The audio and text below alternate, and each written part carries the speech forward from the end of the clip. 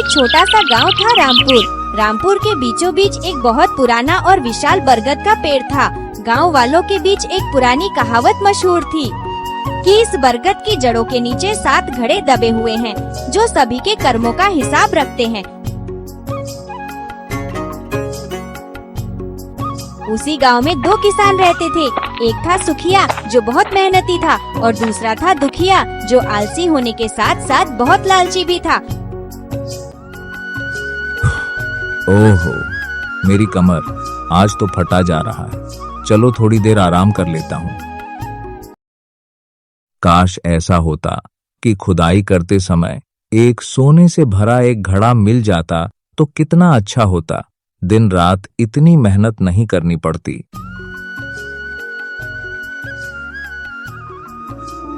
एक बार गांव में सूखा पड़ा। चारों तरफ पानी की भारी किल्लत हो गई थी। दुखिया ने सोचा,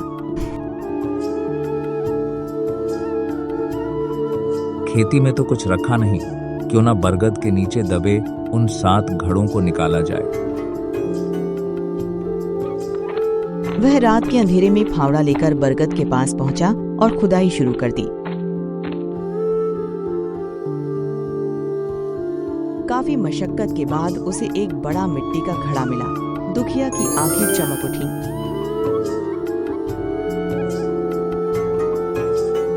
उसने जैसे ही घड़े का ढक्कन खोला, उसकी चीख निकल गई। घड़े में सोना चांदी नहीं बल्कि काले कोयले भरे थे। दुखिया गुस्से में बड़बड़ाने लगा,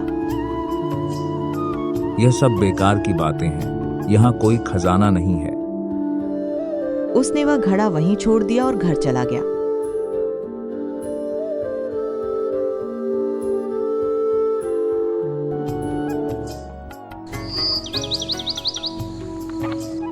अगली सुबह सुखिया उसी रास्ते से गुजर रहा था। उसने देखा कि किसी ने खुदाई की है और वहाँ एक घड़ा पड़ा है जिसमें कोयले हैं। सुखिया ने सोचा, अरे, अब ये खुदाई यहाँ किसने कर दी? और खुदाई करने के बाद ये घड़ा क्यों नहीं ले गया? चलो, घड़ा तो मिल गया।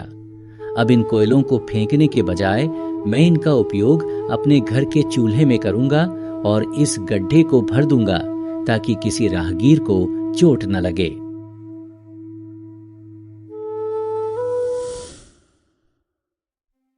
वह घड़ा उठाकर घर ले गया। जैसे ही उसने अपनी झोपड़ी में कदम रखा, उसे घड़ा थोड़ा भारी महसूस हुआ। उसने नीचे रखकर देखा तो वह दंग रह गया। घड़े के अंदर का हर कोयला शुद्ध सोने की ईंट बन चुका था। अरे बाप रे, ये कैसे हो गया? ये सोने में कैसे बदल गया? इसमें तो कोयला भरा हुआ था। यह खबर आग की तरह गांव में फैल गई। यह खबर सुनकर दुखिया दौड़ता हुआ आया और दावा करने लगा कि वह घड़ा उसने खोदा था, इसीलिए सोना उसका है। मामला गांव की पंचायत में पहुंचा। पंचायत के मुखिया एक बहुत ही अनुभवी बुजुर्ग थे। उन्होंने दोनों की बातें सुनी और फिर कहा, बरगद के नीचे दबे उन 7 घड़ों का रहस्य बहुत गहरा है।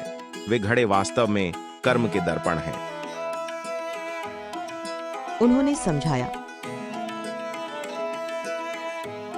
दुखिया, जब तुमने लालच और चोरी की नीयत से घड़ा खोला तो तुम्हारे कर्मों ने उस सोने को कोयला बना दिया।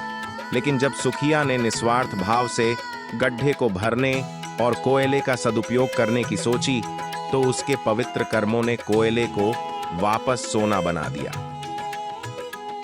उसने वह घड़ा वहीं छोड़ दिया। मुखिया ने आगे बताया कि वह 7 घड़े कभी खत्म नहीं होते। वे हर इंसान को उसकी नीयत के हिसाब से फल देते हैं।